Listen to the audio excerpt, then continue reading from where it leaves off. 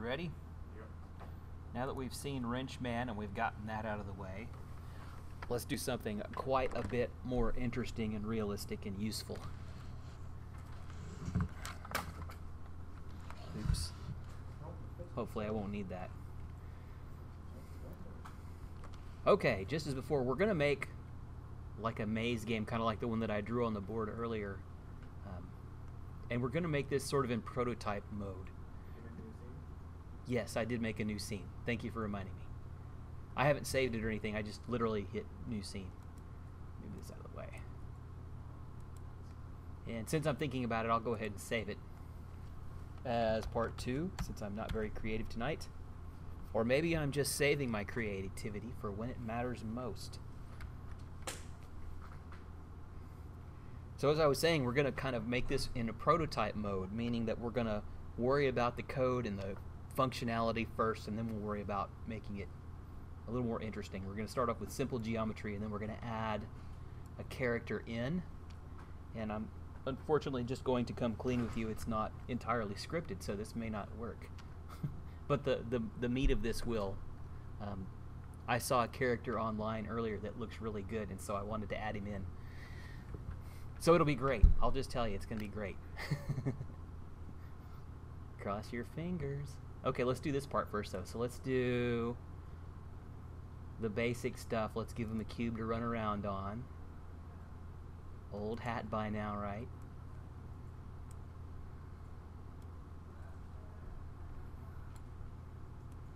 You think I have a macro by now or something. Give him something to run around on. Bam, big cube. Let's make a light. Very garish.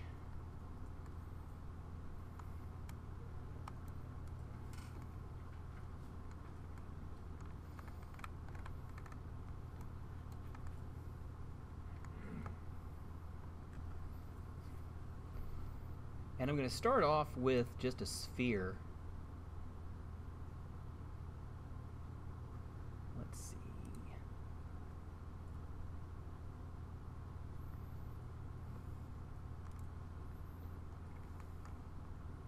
Make sure we're not, okay, good. I just want to make sure that I'm not, that's perfect. Just want to make sure that I'm not underwater or anything like that.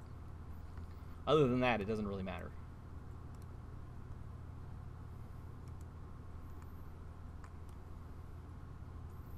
And that will be our character for now. And I'm going to put pretty much the same sort of idea that I put up on the board for the A-star demonstration. So I'm going to add 2 goal points, which I will just make cylinders. And I'll sort of fashion this into a little dais, if you will. Is that how you say that word? Dais? Dais? That one I do want to kind of be in the ground a little bit. And I don't want it to be too tall, bless you, because I do want the ball to be able to jump up on top of it eventually. So I'm going to kind of squash it down. But really that's what I want, is just a little raised area like that.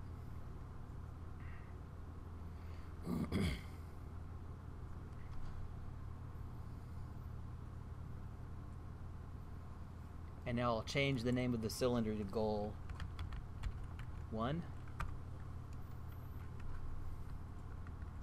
So right there, it's goal 1. Be sure you hit enter so that it changes. And now I'll go over to my hierarchy and I'll duplicate this. Control D to duplicate. I'll change the name to goal 2.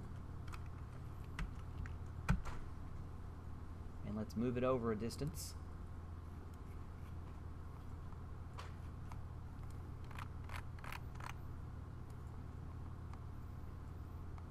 So we'll have them at opposite ends.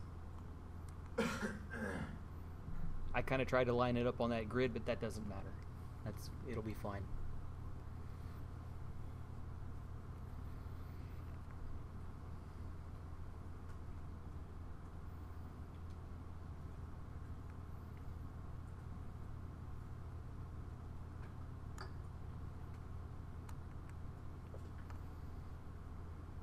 Okay, let's give it a wall in the middle.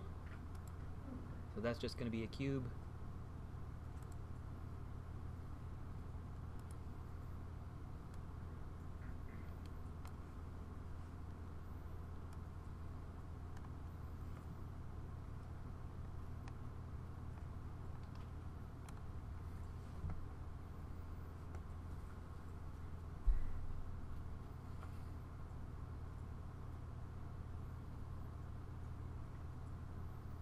And I'm going to go ahead and move my sphere to one side of it. Right now it's going to be right in the middle of the wall.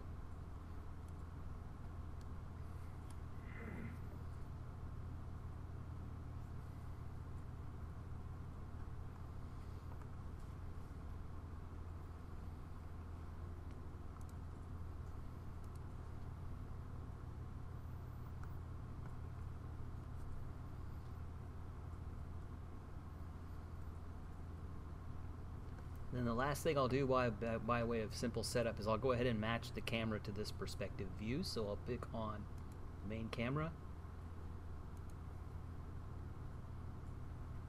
and I'll align it with view. So we're essentially looking at the same thing when we hit play.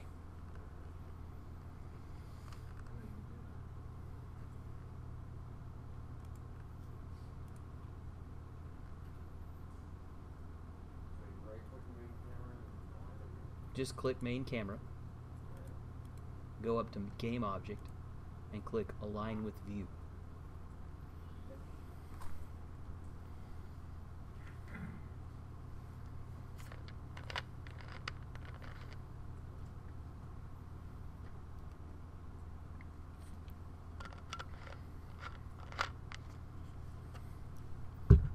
Okay, so now we're pretty much set up.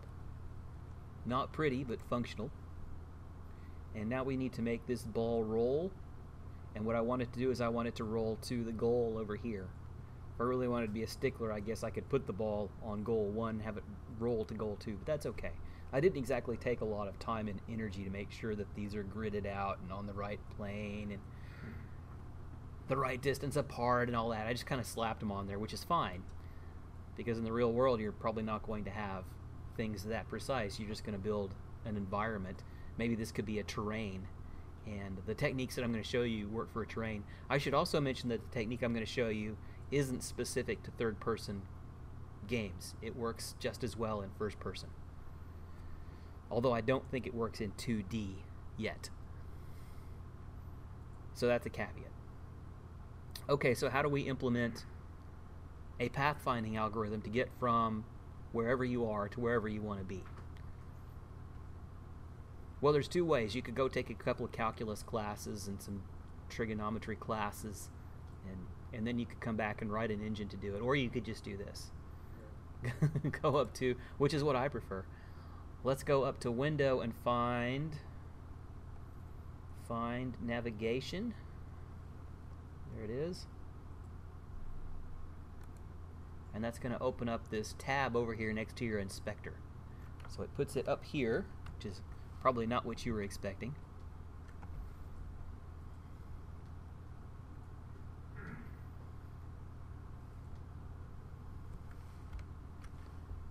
So let's go back over to our hierarchy for just a minute.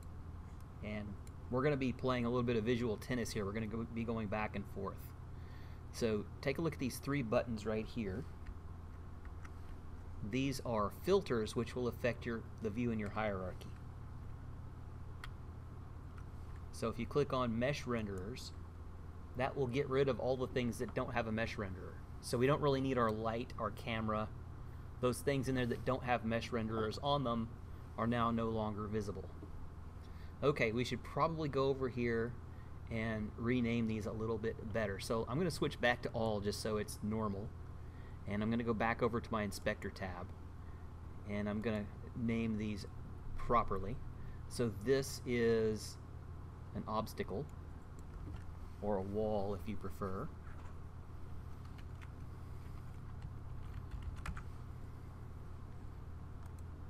And let's click the ground, and let's make sure we label our ground so we know that's what that is.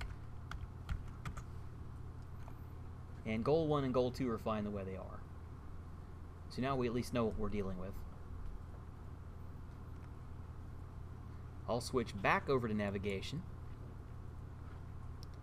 click on mesh renderers again, and now I've got just the stuff that I want to deal with. I'm going to select all of them, so I'm just going to hold down Shift, select all of them except for the sphere. Remember, the sphere is the player, so we don't really need that in what I'm about to do. So everything but the sphere is what I'm picking.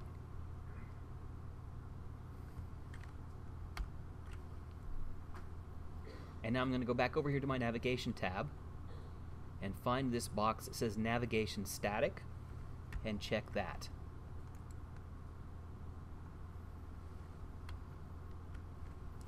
Once you've done that, go down to the bottom of the screen and find the button labeled Bake and click the Bake button. And now you have a NavMesh.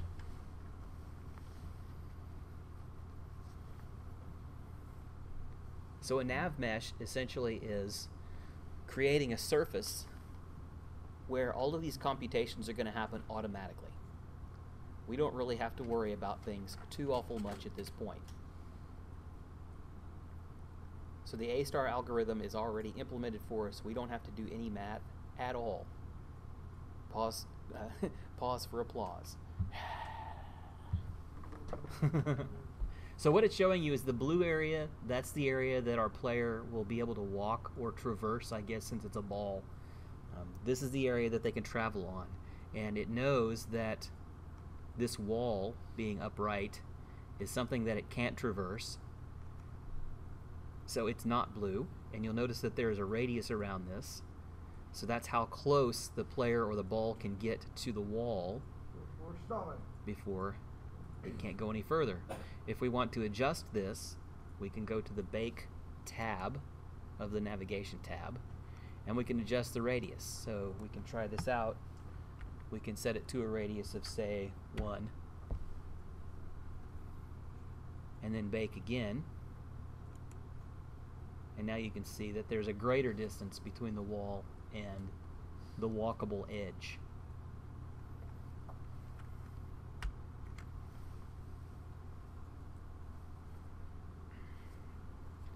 Okay, so that's part of the problem. The second part of the problem is how do you get the ball to navigate using the NavMesh?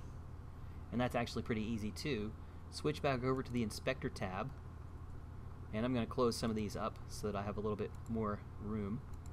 Go down to Add Component, find Navigation, and click NavMesh Agent.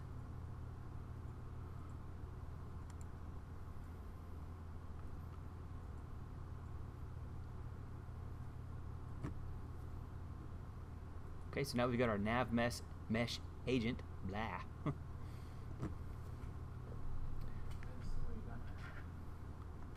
You just select Add Component, Navigation, NavMesh Agent.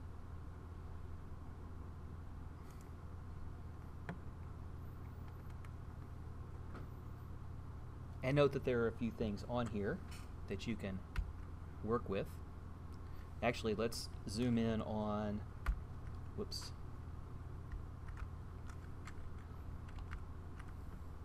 Oh, wrong key. It's like I keep hitting minus. No, you're not hitting minus. Sorry about that. Let's go look at our sphere a little bit more closely. Okay, so when we added that NavMesh agent, it added what looks like a cylindrical collider. And normally what you'll have to do is adjust this. As it happens, this came in pretty cleanly, since it's a really simple object. But you can adjust the height, so you can make this larger or shorter, which might affect things if you have the ability or some sort of terrain or some sort of maze, whatever environment you're working with, might have an area that you would crouch to get into. So your character can crouch. So this would understand the height of your environment as well as anything else. And that's what the height is for. Base offset will allow you to move this up or down if you have a strange piece of geometry and the bottom isn't where Unity expects it to be. You can change the base offset. And then the other one that's pretty straightforward is radius. So it works a lot like a collider, but it's not a collider. per se. Speed, that's another thing that you're going to be dealing with, is how fast the object is going to move over your NavMesh. And then you have things like acceleration, deceleration, stopping distance, which will allow you to do more curvy sort of movement, so kind of like a car coming to a stop gradually, or stopping on a dime. Just depends on what you want to do with it. But once that NavMesh agent is on there, it's pretty straightforward to write scripts to have this interact with the NavMesh.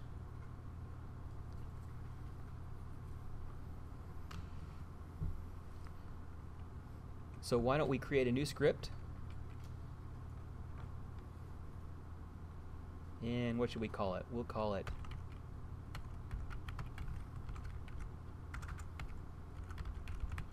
I'll probably regret that later, but that's okay. I called it navigation controller. That's a little generic, but so be it.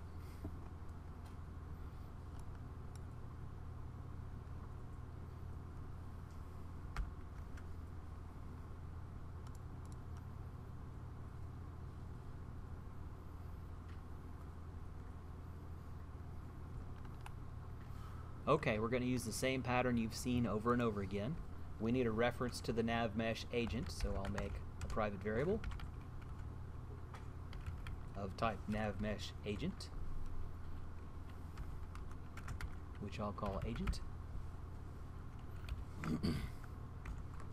I'll go ahead and set the reference in start.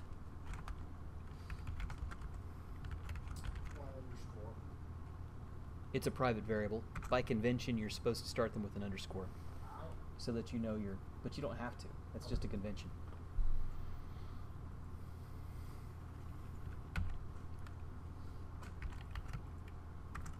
But you instantly know that it's a private variable. Exactly. If you're way down, you know it's a private variable just by looking at it. Just like if it's public, you should start it with a capital letter.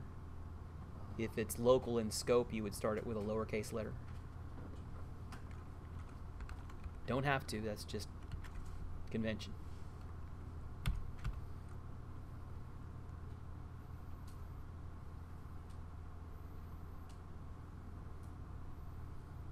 Okay, now we've got the NavMesh agent. We need some place to go. So I'm going to make, how about a transform? Don't worry about goal 2 right now. We'll call it goal 1.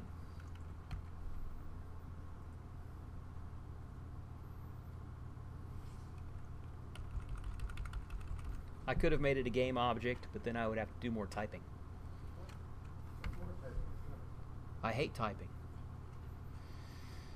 There's all kinds of literature coming out right now saying something that I've been saying for decades, and that's a good programmer is a lazy programmer, i.e. one that does the least amount of work possible to get the requirements done.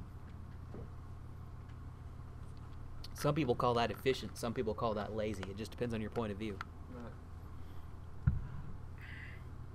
So just remember that. Yeah, if your parents are getting on you, you're lazy. No, I'm just efficient, man. But that only works if you're getting your work done. Okay, are you ready for this? This is going to be highly complicated. I'm being sarcastic. I need that agent to go to a destination.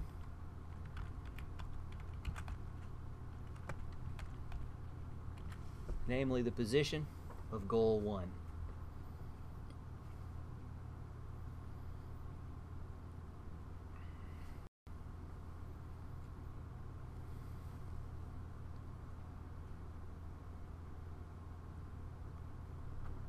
Got it? Switch back over. We should see goal 1 in our script. Let me zoom out. Now I think this is goal 1 right here, isn't it? Okay, that's boring. We don't want to go to that one. Let's go to goal 2. So this will be mildly confusing. In goal 1, we'll fix this later. We'll switch it later. But on goal 1, where's my... There we go. We're going to put the goal 2 cylinder in the goal 1 spot. We'll switch it later. Or rename it or something. So you see what I did there? I put it, even though it says goal 1, I just grabbed the cylinder labeled goal 2 and I put it in the goal 1 spot because that will be more interesting. And once I've got that, surely.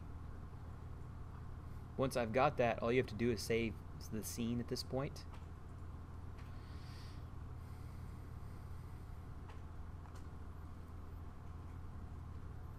Remember, goal 1 is referencing whatever's in the script. It's not referencing the cylinder called goal 1. That's just a convenience. And have I saved this already? Yes, I have. So I'm going to save it. I'm going to run it. And looky there. That ball is going to pathfind its way over to its destination.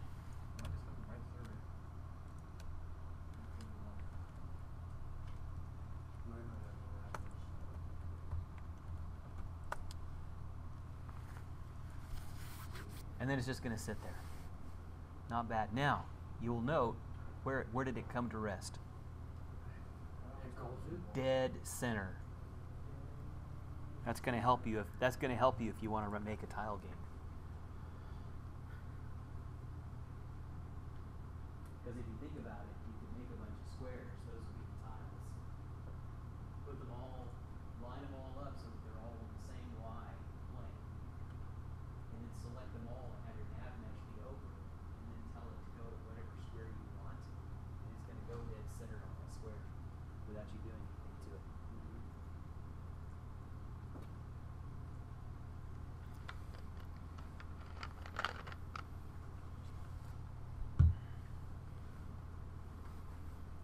Easy, right? It's amazing how simple this stuff is becoming. This was not a feature last year. This is how quickly this stuff is evolving. So I couldn't have taught this last year if I wanted to. It wasn't a feature that was available. And then for a while it was pro. Now there are some features on NavMeshes that are pro. It means I have to go to school to use them. And you're not licensed to publish a real game on them, which is unfortunate. That looks important. Oh, I see. Yes, you can. But you can't publish a game for profit using the school's license.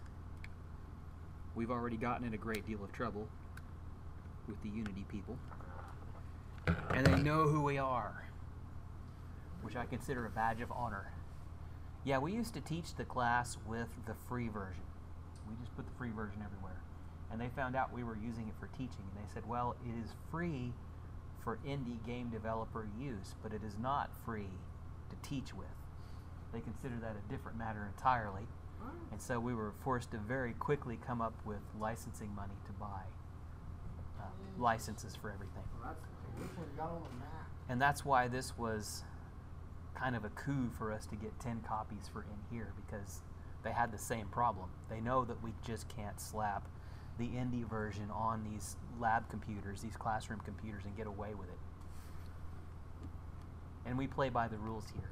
So we made sure that we paid for everything. Okay. Oops. I didn't mean to start it over. All right. That's a good first start. But let's grow things a little bit from there. So let's add goal 2 into the equation.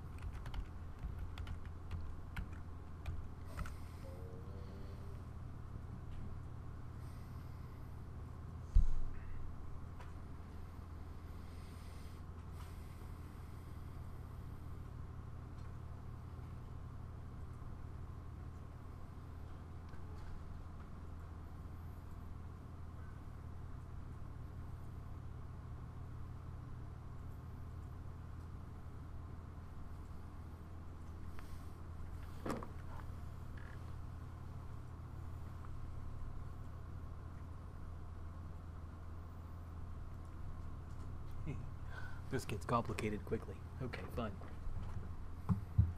All right, so now the objective is going to be when it reaches goal 1, it should turn around and go to goal 2. And when it reaches goal 2, it should turn around and go to goal 1. What does that give us? A loop. It's a loop, but what game scenario do we have at this point? We have a patrolling bad guy, don't we? We've got a, if you change this in, if instead of a ball, you've got a soldier, and you make those little cylinders invisible by turning off their meshes. Now you've got a guy that's going to pace the environment, right? And of course, you could put more goal points and have him patrol an area pretty easily. It's the stealth game all over again. Oh God. Yeah, pretty much. Except I'm actually explaining to you what's going on instead of just throwing you at a bunch of videos. Come to think of it, they did use the NavMesh in that tutorial, didn't they? Because when I went through it, they didn't have the second half, and they didn't have NavMeshes, and I was dying to see how they did the pathfinding. There are alternatives to the NavMesh. If you don't want to use this, you can go out to the asset store and get implementations of A-Star. To be honest with you, they work exactly the same way as the NavMesh, so I wonder if they didn't just buy one from one of these guys and put it in as part of the product. Sort of like what they're doing with the UI tools. Their UI tools look an awful lot like InGUI, though not exactly like InGUI. Okay, so now we're going to have goal 1 and goal 2, and we need to write our script so that it will switch back and forth. So what I'll do is I'll make a private variable, which I will very cleverly just call switch. This is going to work great assuming you have 2 goals. If you had 3 goals, you'd have to do something else.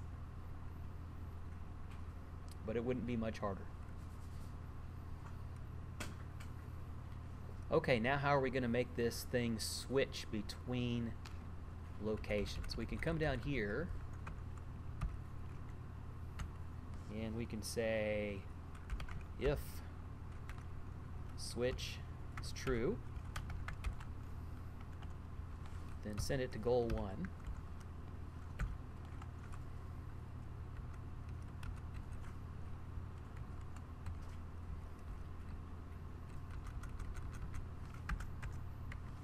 Otherwise, send it to goal 2.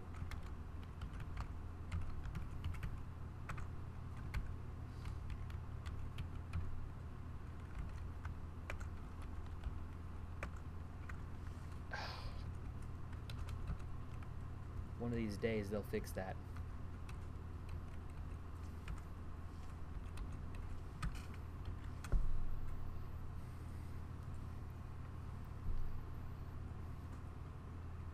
Okay, that's pretty simple, but now we need some way to flip the switch, as it were, right?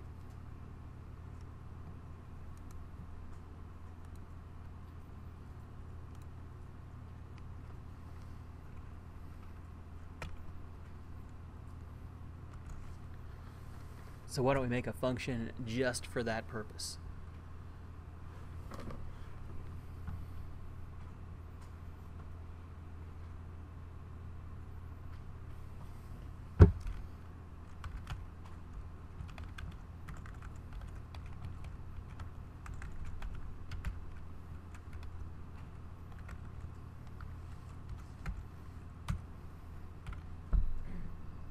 Okay, so for this, all we're going to do is set switch to whatever it isn't, right? So if it's true, it's going to be false. If it's false, it's going to be true.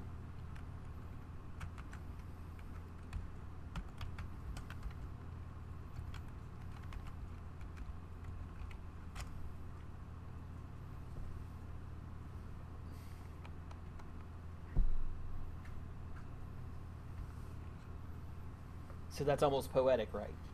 Switch equals to not switch. Whatever it isn't, that's going to be the new value.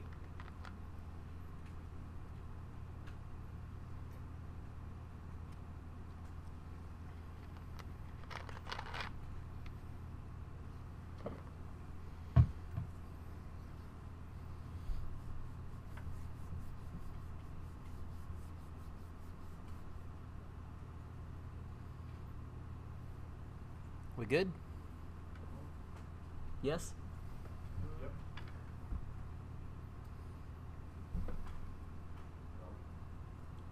Okay. Now how do we actually flip the switch? There are many ways. Oh, I've got a warning. I'll go back and fix that here in a minute. Although technically, this is right? So that's always going to be, so it's fine. That's why it's a warning. Since I didn't initialize switch, it will automatically be false because it's Boolean.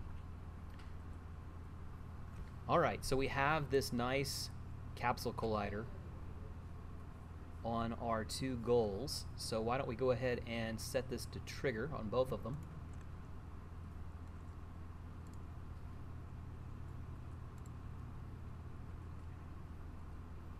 So both of those set to is trigger.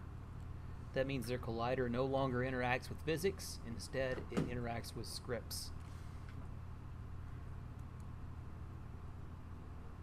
So let's add a script to control it. I'll call mine goal controller.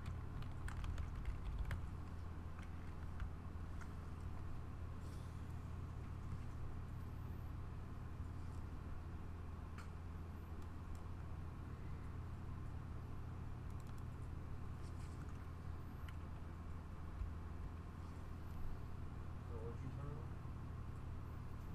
on? I set the is trigger to checked on both goal 1 and goal 2. You're making one script for both of them? Or for each goal separately? No, we're going to reuse it.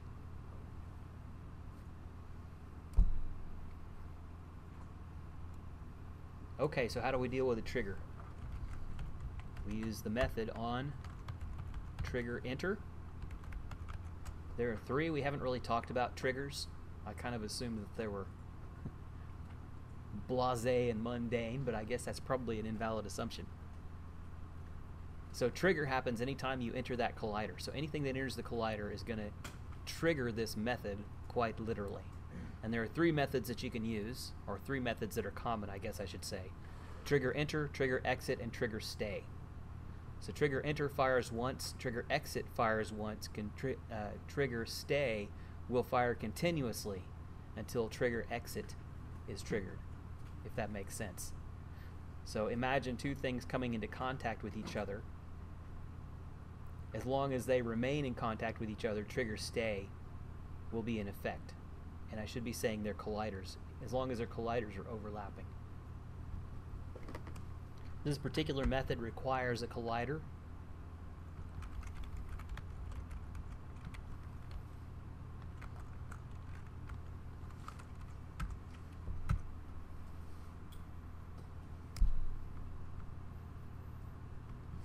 So what we get out of this is a reference to whatever has run into us. In this case, what's that going to be? The sphere, exactly.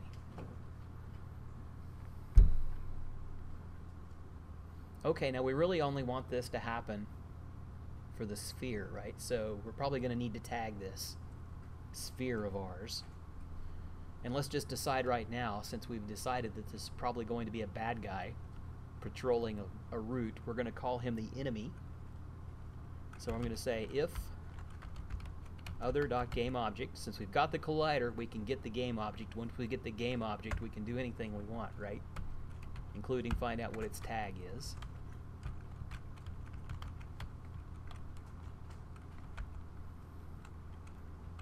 If it's an enemy,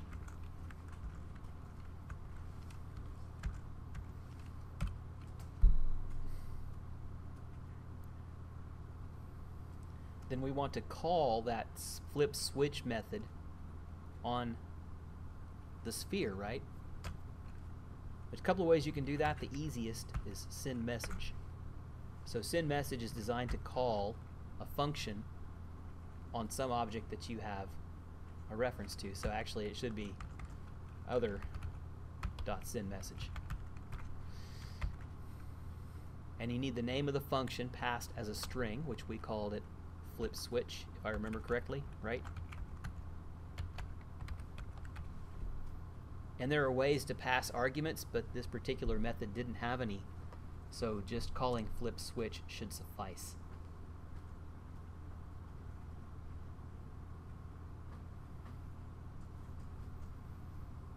Okay, so let me just check. Make sure it is what I thought it is. So we called this flip switch. That's what we're calling. So send message would just be flip switch.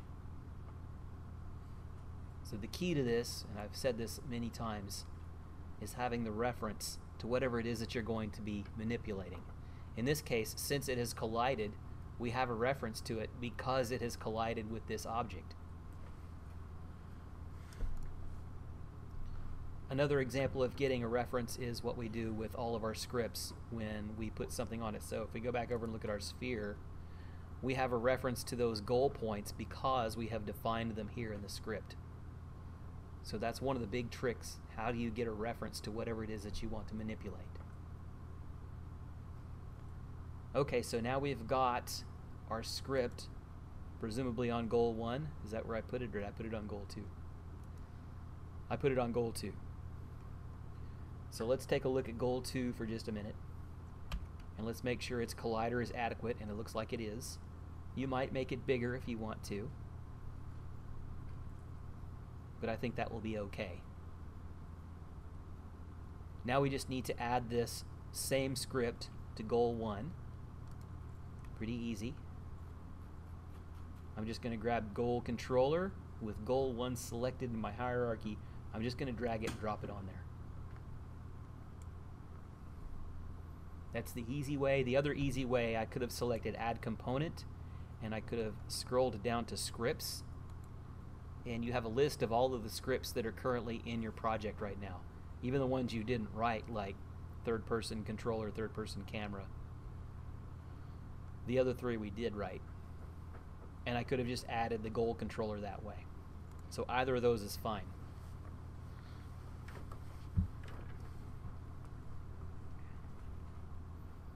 Okay, now all we need to do is go back to our sphere and set our goals.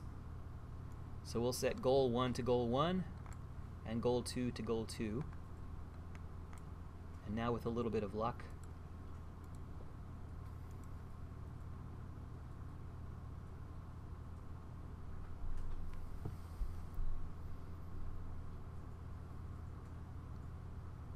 hopefully it will collide with goal 2. Oh no, it didn't go back. Okay. So let's add a little bit of debugging code to find out what's going on.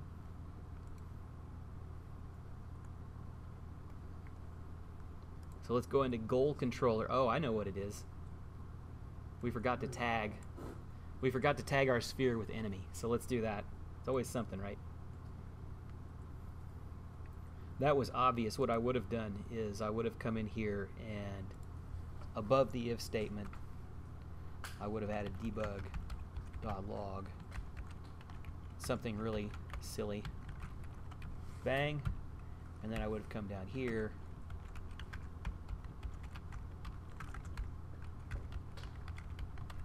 and now I have a way of figuring out if one or either of these is firing, I'm going to get a message. And that would have helped me figure it out, but I spotted it as pretty obvious. We forgot to tag our sphere with enemy. So let's go up to our tags. Let's add a tag called enemy.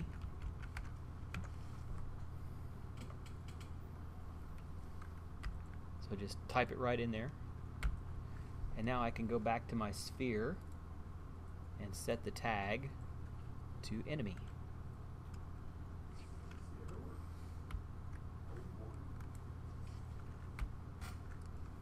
Hopefully we'll get a better result. Maybe we'll make him go faster here in a minute so we don't have to wait so long.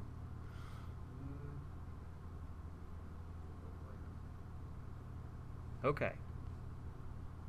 So apparently there's something else wrong, so let's see if we've got our messages. I don't see our messages on my console, so that's cumbersome. So let's see if we can figure out why. So we've got On trigger, enter. Game collider, other. It's not even. Oh, I know what it is. We have not finished setting up our sphere. Our sphere has a collider, but in order for this to really work correctly, you need a rigid body. Bless you. Now for this, I don't really want to muddy the waters with gravity and all that. I'm going to turn gravity off for now. So now the only difference between what I had before and what I have now is it just has a rigid body component on it.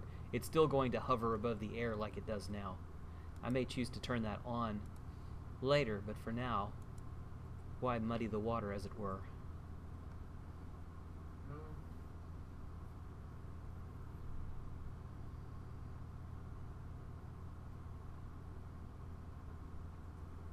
Bummer. Okay, something else wrong. Let's see. Our console is still not showing any messages. So I'll tell you what I'll do. I'm going to move it over here. That way our wait cycle is a little smaller.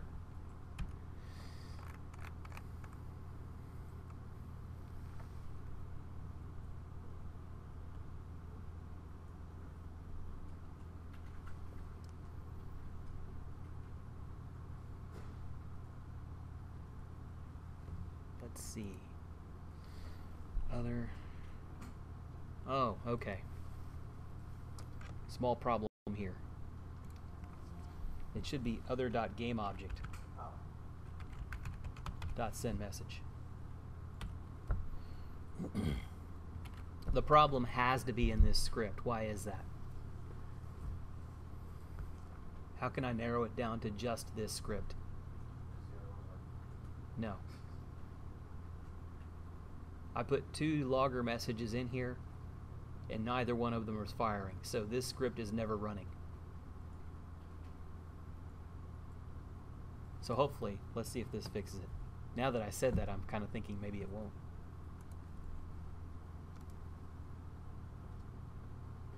Okay, there we go. Just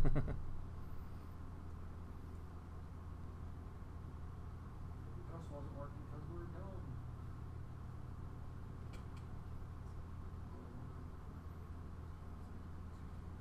Okay, so now we've got a patrolling object, a patrolling bad guy. Although mine is not working.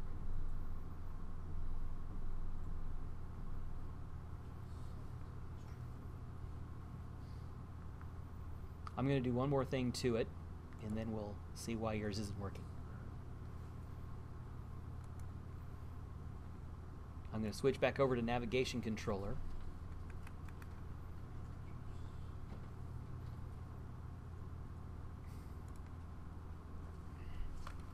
And I'll add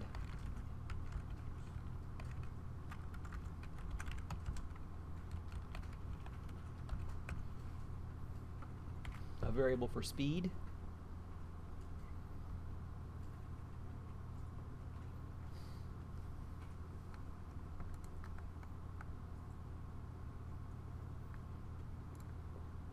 And now I'll do this in update.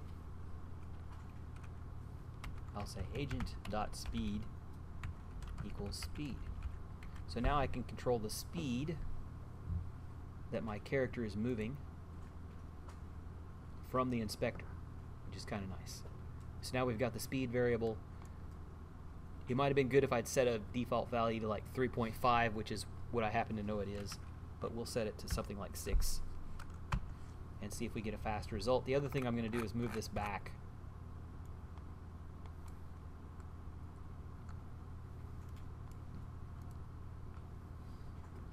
And now it's moving quite a bit faster.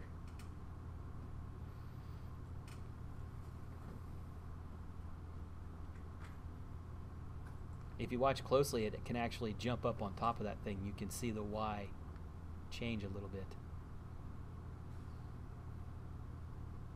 So there are settings so you can determine how high it can kind of jump up in the air to get to where it needs to go. No, 7 to 20 goes too fast. Yeah. Yeah, setting it at 20 is probably too fast. So what's wrong with yours? It's just not going to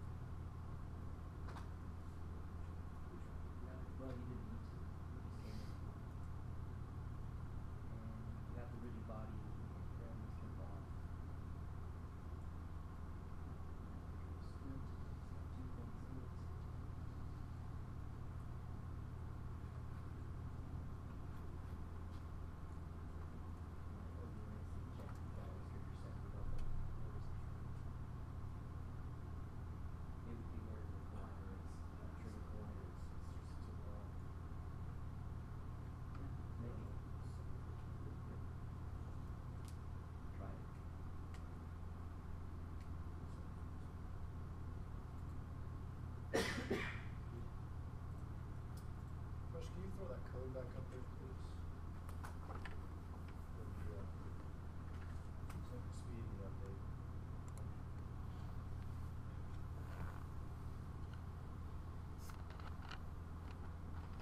Oh, wow. Huh?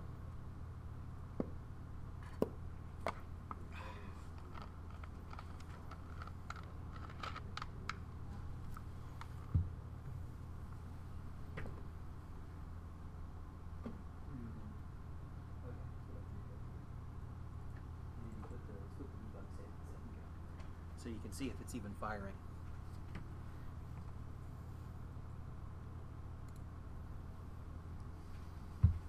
So you should get a bang if it's triggering on the collider and a boom if it's actually calling them. If it is detected at the other ones.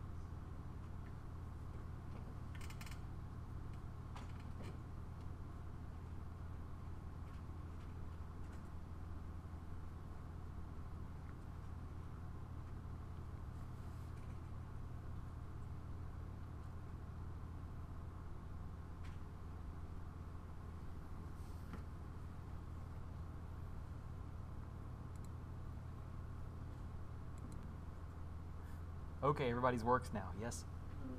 No? Sorry, people at home.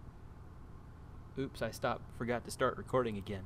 So all I've done is I've made this environment a little more complicated. I've added some more walls to it. And I had just made a copy of goal 1, but I don't need the goal controller script for this because it's not going to be a goal, so I'm just going to remove the goal controller script, leaving me with just a simple cylinder, which is not where it's supposed to be, so let's put it where it's supposed to be. Tell you what, we'll say goal 1, its Y is roughly 0, so this one will also make it roughly 0.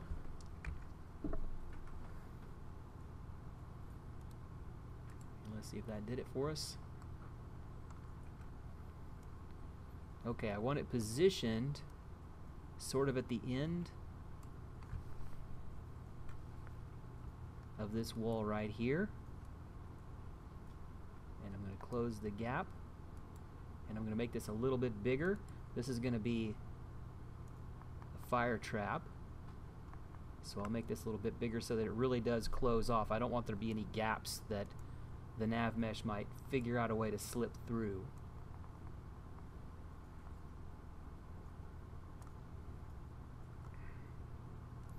And that looks okay.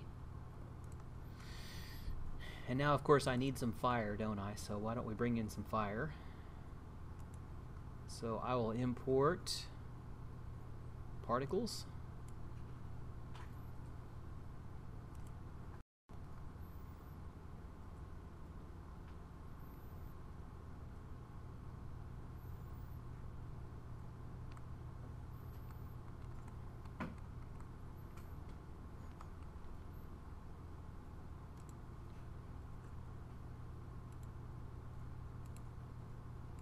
And I'll go into fire and I'll add fire to my scene. No telling where that landed.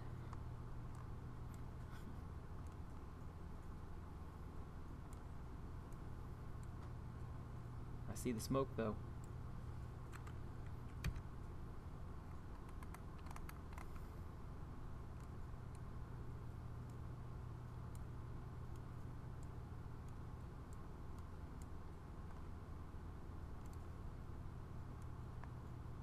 I don't think resizing it does anything. I think you have to do it through the script, but that's okay.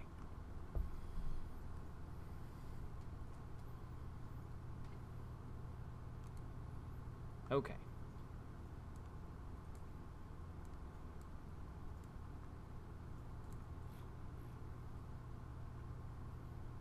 Okay, good enough. Maybe flame would have been better, but that's okay. You get the idea. We're not going to want to pass through this point. So there's a couple of things that we can do to make that impassable.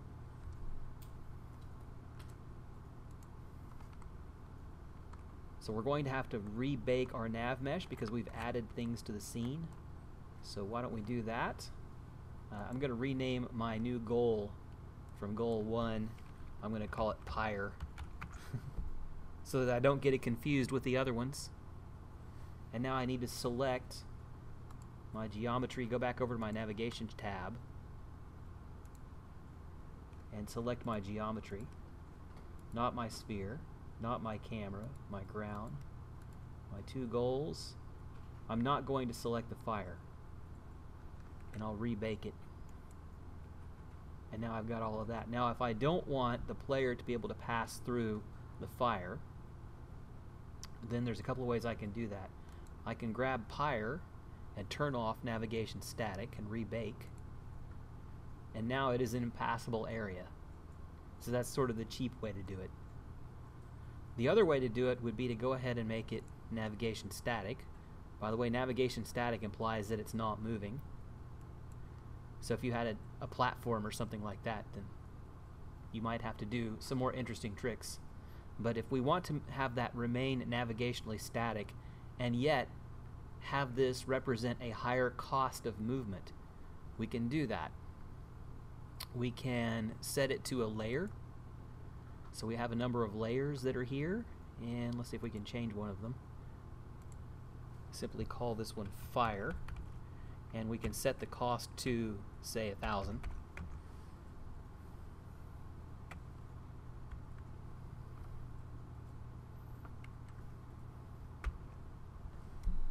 And now we need to go back over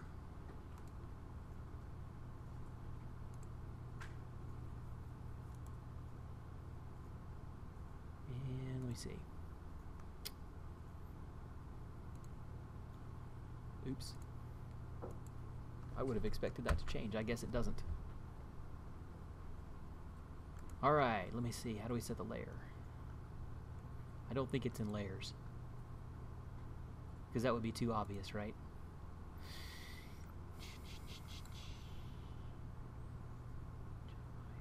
Advanced. No. Here it is. Go to object. Yeah, object in the navigation layer. And then I called this Fire. We could have made it not walkable, but we'll use this one since that one has our cost on it. And then just for grins, I'll rebake everything. And now you can see that it changed colors, right? So it's red, indicating that it's a different layer. Just so happens that it's red, not because it knows it's fire or anything. Yeah, it works. And so it should still work, but if you think about it, this really would be the optimal path, right? It should just go right past this instead of going all the way down here. I set it so that it was, and now it's working. Oh, that's interesting. And so it avoided the fire. It didn't go through it.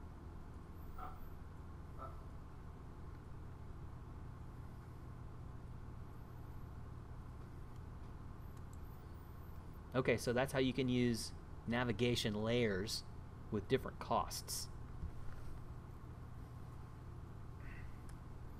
Alright, so that's pretty easy. Why don't we make a character that runs around based on where you click? That's also pretty easy. To do that, let's make a capsule to be our hero.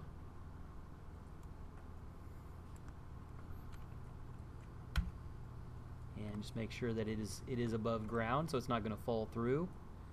Should we add gravity to it? Which we don't need to just yet. We are going to need a NavMesh component, just like we did before, or a NavMesh agent. And we're also going to need a script. No surprise there. I'll call this click to move. Yes, I do sometimes call something not controller. Happens rarely.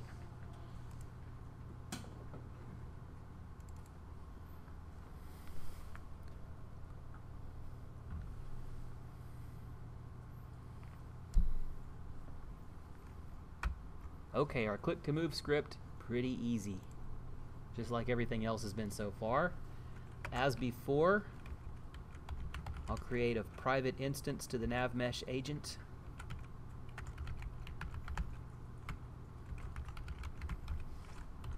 I'll set it in start.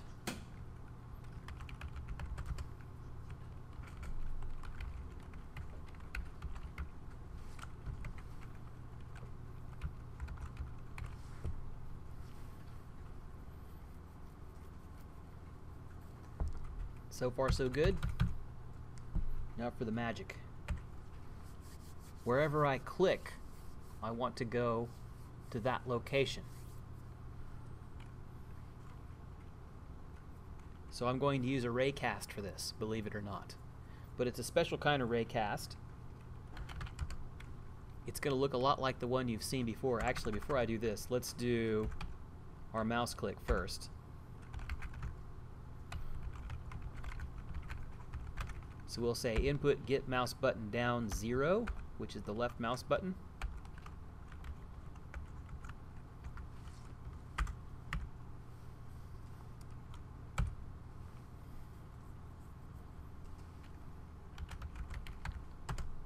We'll create a ray, but instead of shooting it out of something in our scene, we're going to shoot it out of the camera.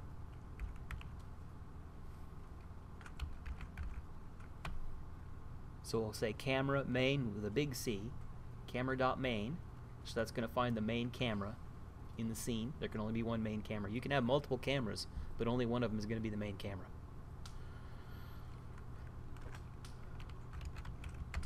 Screen point to ray.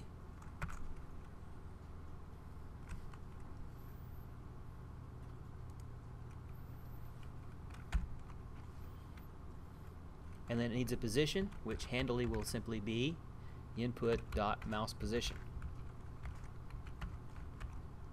Oops, I was too fast for it.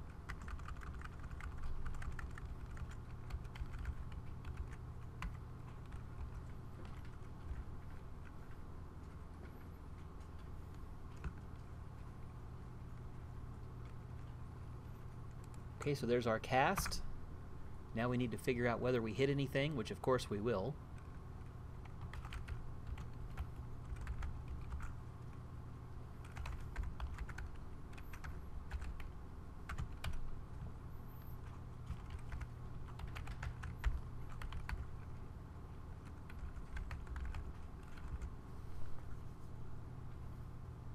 Egads.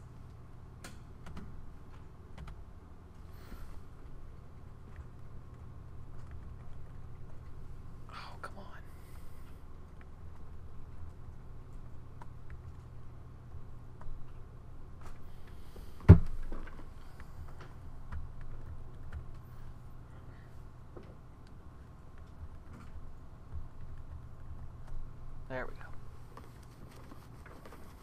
go. Okay, third parameter is a distance. I'm just going to put 1,000 in there arbitrarily because surely we will hit something within 1,000 meters. 100 would probably work. Oh, I need a closer here, don't I? There we go.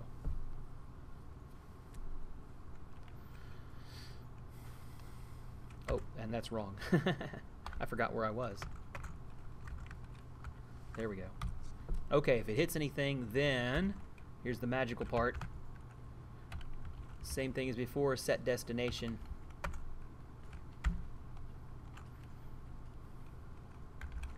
And then wherever it hit, ironically hit dot point. Has nothing to do with damage. I got a chuckle, I'm happy. Wah, wah, wah, wah. At the end of a very array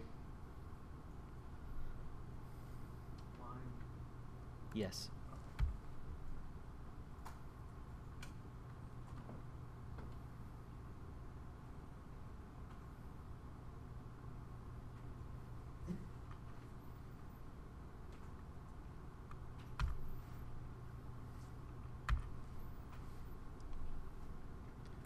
See how much I can get in there.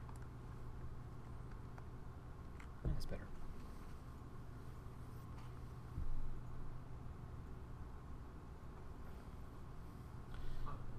See if it worked.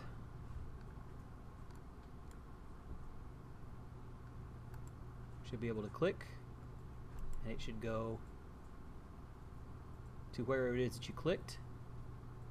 even if you click way over here, it should find that path. Hey, I can make an RTS now.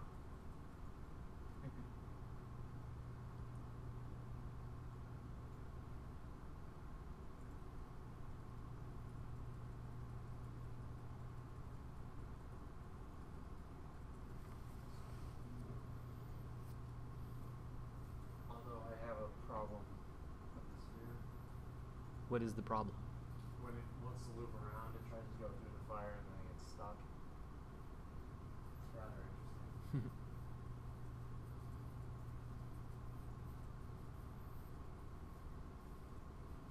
Okay, what's the next most obvious evolution?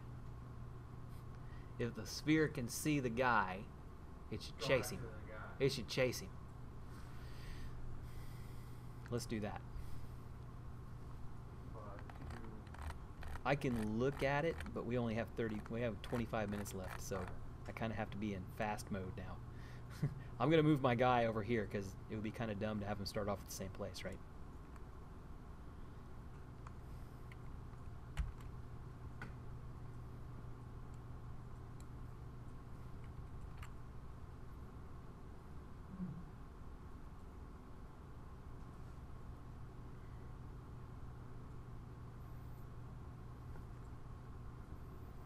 Okay, all our changes are going to be in our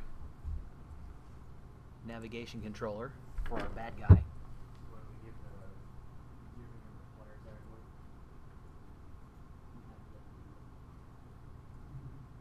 Yeah.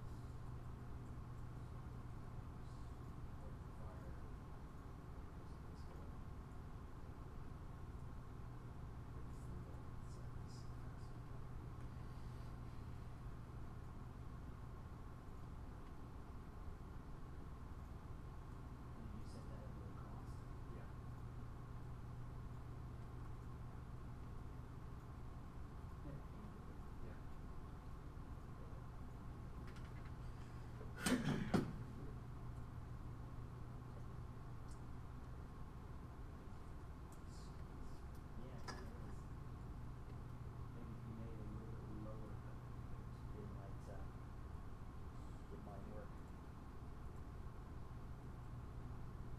But it really should be avoided. You should. But it doesn't want to. Disobedience. Well, if it worked every single time, you wouldn't get paid the big bucks to It's do an this, right? anarchist.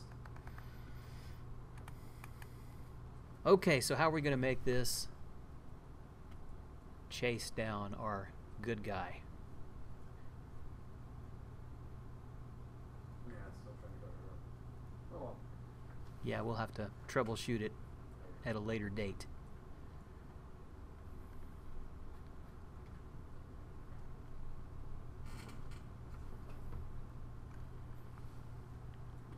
Okay, so here's what I think. If he has line of sight, there's a couple of ways you could do it. You could do it with the controller or with the collider, right? That's how most games will do it. If they make an extra collider, that's how they did it in the stealth game, right? So if you had this will be a little bit messy. You would want a sphere collider, but since it already has one, you could add. I'll just put it on there. I'm going to take, because this is not how I'm going to do it, but I could add, say, a box collider on there. And then I could take that box collider and make it quite a bit bigger. Oops.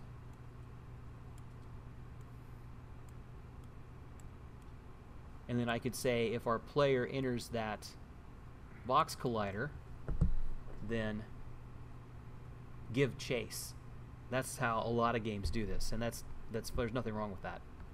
That's pretty common. But what if you're on the line wall? But I've decided that what we'll do instead is just line of sight. So that's actually, there's a little bit of drawback to that, right? So if you're really making a stealth game, you would want to be able to sneak up behind him, right? So the collider, you would probably actually want to make a collider that faces in a direction. So you'd set it up with an offset so that it was, you know, favoring the front of the character and not the back, and then you could sneak around behind him. But this just assumes that if there is line of sight then they're seen and they can be chased. So how do I do line of sight? What do you have in your toolkit? What's on your Swiss Army knife that you can do line of sight? Did I hear raycast? That is essentially accurate. Although there's a slightly, they're going to make a little bit of tweak to that. So instead of a ray cast, we're going to do a line cast. A line cast is a little bit easier for this. If you're going to do a ray cast, you would have to set up a ray, and then you would need the target point. Wouldn't it just be easier if it's two fixed points in space, right? It's the enemy and the player. So forget figuring out which direction he is and all that. Just take those 2 points. And if they get within a certain distance. And make sure there's nothing in between them. If there's nothing in between them, then they can see each other. If there is something in between them, then they can't see each other. And that's it distilled down to the basics, right? So let's give that a try. In order to get the reference to the player, I'm going to do it the high-handed global way instead of actually creating a reference to it on the script. I'm going to find my capsule and I'm going to tag him as player. And with that done, I can, from over here,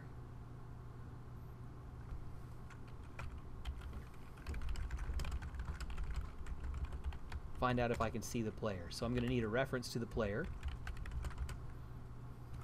And I'm going to use game object with a big G. Find object singular with tag. Make sure you get the right one. One returns a game object, the other returns a collection of game objects. The assumption here is, of course, that there is only one player. If you're running a multiplayer game on the network, well, this isn't going to work. You're going to have to do something else. And the tag we're looking for is player.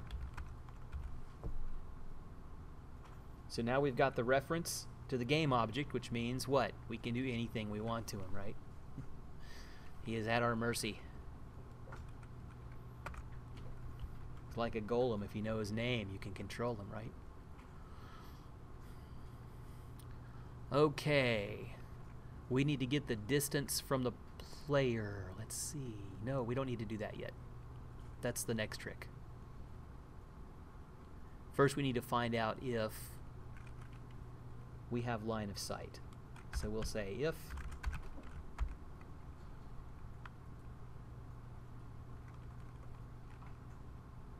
and I'll do the opposite. I'll do the not. Physics. So if you can't see him, line cast. And line cast, instead of taking a ray, just takes 2 points. So the starting point is going to be the enemy, which is this object. So we're just going to say transform.position. So that's our position, the position of the ball, position of the bad guy. Second position is player.transform.position.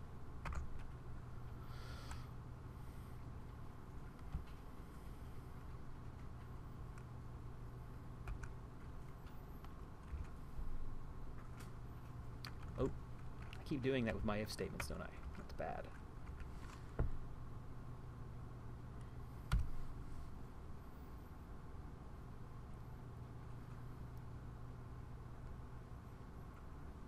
Okay, so we did the line cast. We need to know whether or not we hit anything, right? So from here it works just like a regular ray cast. So you create a ray cast hit, and I'll just call it hit. And while we're at it, let's just put this in here. Let's draw the line so we can see it.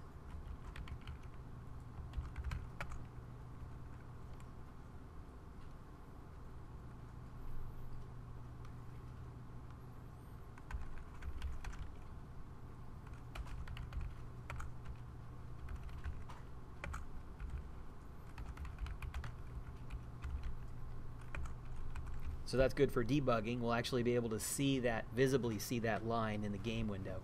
Excuse me, not the game window, in the scene window. So that will let us know that the raycast is actually doing its thing. Okay, now we need to figure out what we hit, if anything. So that's going to be in the hit variable.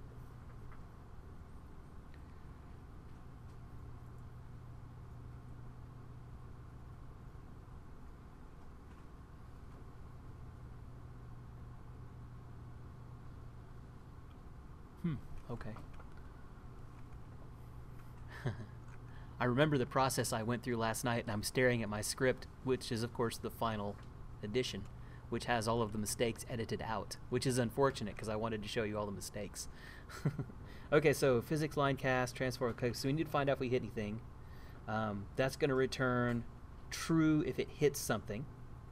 So that's good enough for now. So we should be able to say debug.log. I see you.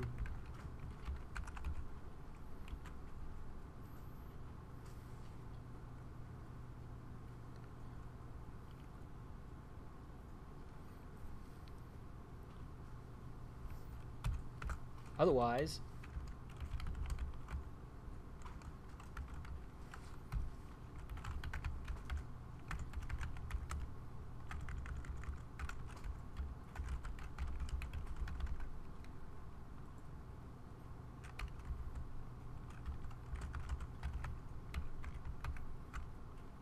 gosh, it's a little H, isn't it? Yeah, it is.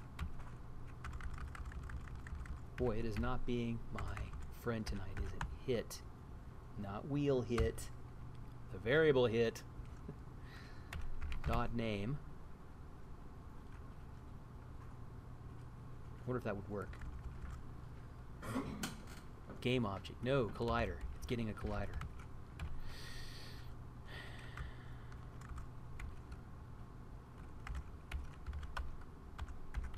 Collider dot name. Game object dot name. There we go. God, it's killing me, man. That makes me wonder if something's wrong, because it's getting it wrong constantly. Let's find out if we hit anything, what's in the way. Okay, there is a problem up here. Now we can see it. There we go. Okay, maybe it will be my friend again.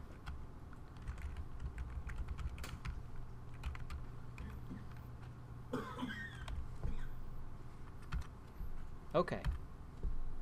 So we did our line cast.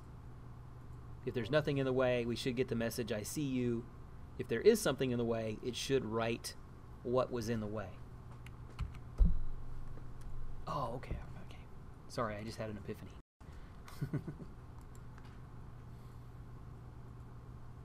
Okay. Oh. What did I forget to set?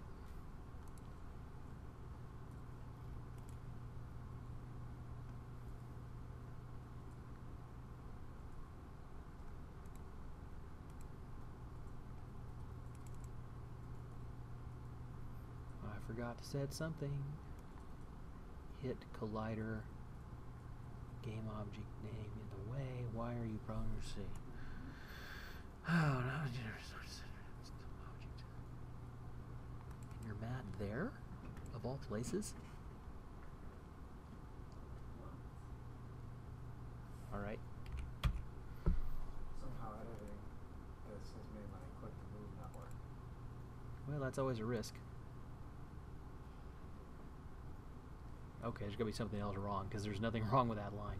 Oh, let's save it.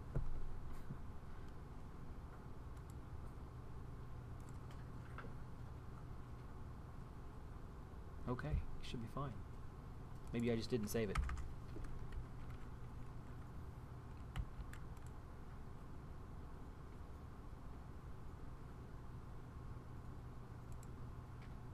Okay.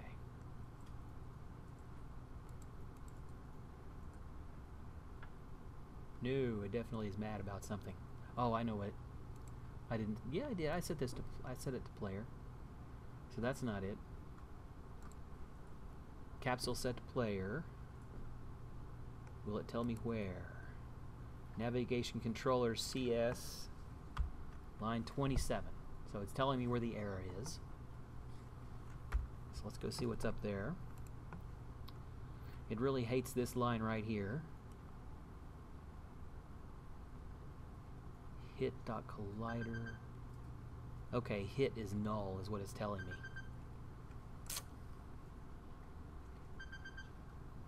Did I do this right? No, I didn't. Okay, I know what I did wrong. Let me turn this off.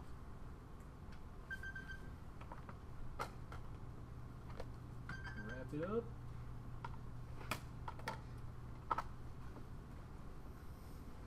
I forgot the third parameter is what I did. No. Okay, so we did physics line cast. Nothing wrong with that, unless you actually want the results. So true false is great, but I actually want to know what I hit. So I really should have looked at that overload so that I would have remembered to type in out hit. And now it will not be null. Shame on me. Let's see if we can at least get it to run. And it is reporting that it cannot see me. So I'm going to run towards it. And you should be seeing me now, buddy.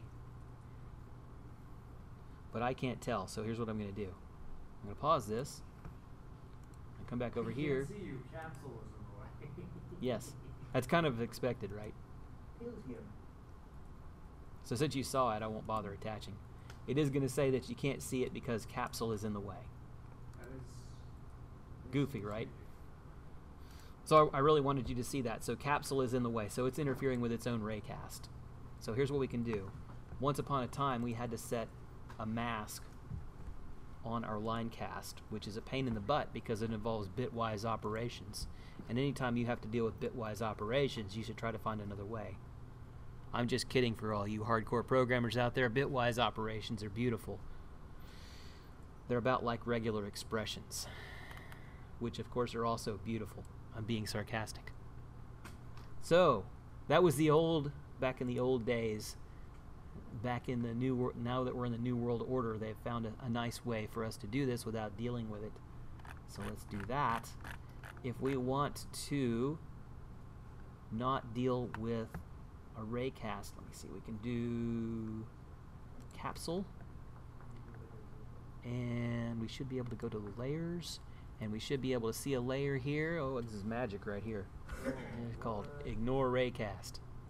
So if I put the stuff on here, ignore raycast, that I want to be ignored in the raycast, then I'm good to go, right? So I don't want that to be in there. I don't want the sphere to be in the raycast either. And now we should be much better.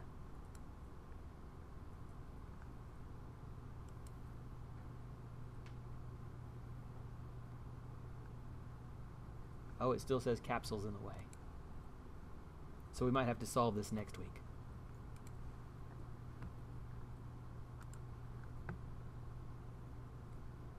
Did I set it? I did, but it didn't take it. There we go.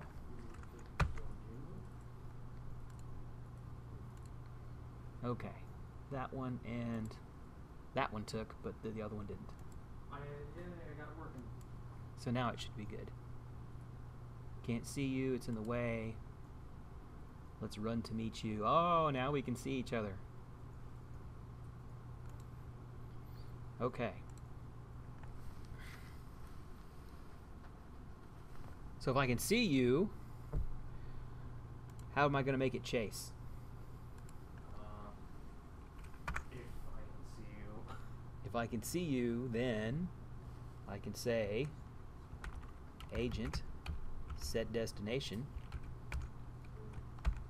player dot transform dot position.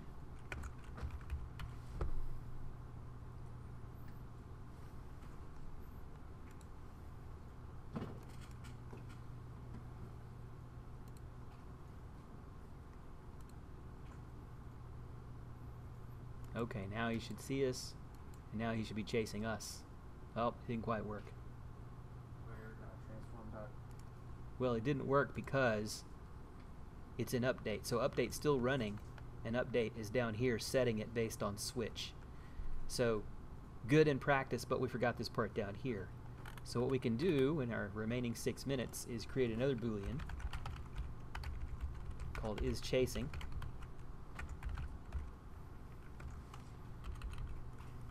I'll be a good citizen and set it to false in my start. And now we can come down here and modify our switch. Actually, let's just put, for now,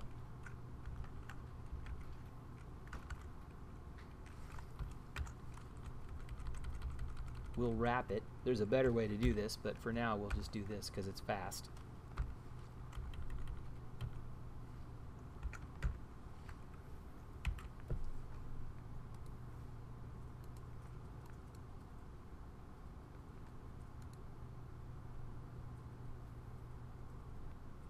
Okay, he sees us.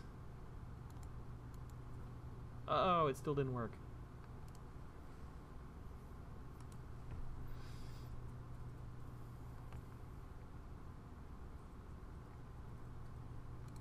Well, that's okay.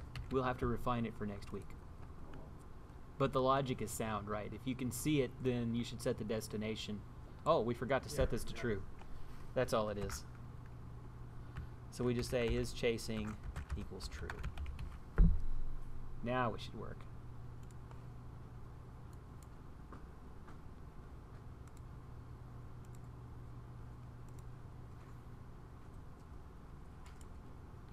Run! Oh, yeah, yep. Mm-hmm. I just want to be your friend. Yeah. We could have a collider that makes little hearts pop up above it. Or blood, you know, depending on which way you want to go with this.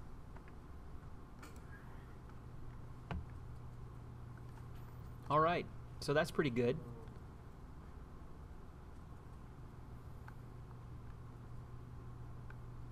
So I'll tell you what you should try for next time. He's going to chase you forever at this point. See if for next time you can get him to disengage and go back to his patrol route if he loses sight of you. You may have to make your player have the ability to run faster than he can. So you have basically a Pac-Man scenario here, right? So at this point, all the ghosts are faster than the Pac-Man. Incidentally, you could use this to make Pac-Man, couldn't you? It would be pretty easy. 4 ghosts moving to different waypoints. In fact, it would be better than Pac-Man because the Pac-Man ghosts move on a pattern. What was the isChasing switch?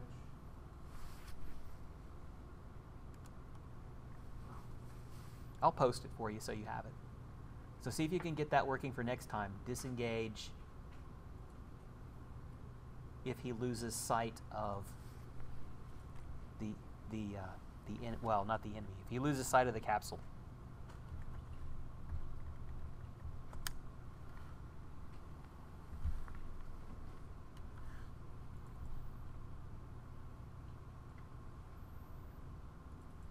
And then the other one I would challenge you to do is, again, set your player up so that he can go reasonably fast, so that he can actually get away from him. How would you, if the ball is patrolling, have him go 1 speed, and as soon as he sees his target, maybe he could speed up, go a little bit faster. So maybe change the speed from 3.5, which is a good patrolling speed, or maybe even slower than that, to 6, if he actually is able to see the player. So that's your challenge for next time. It's so fast.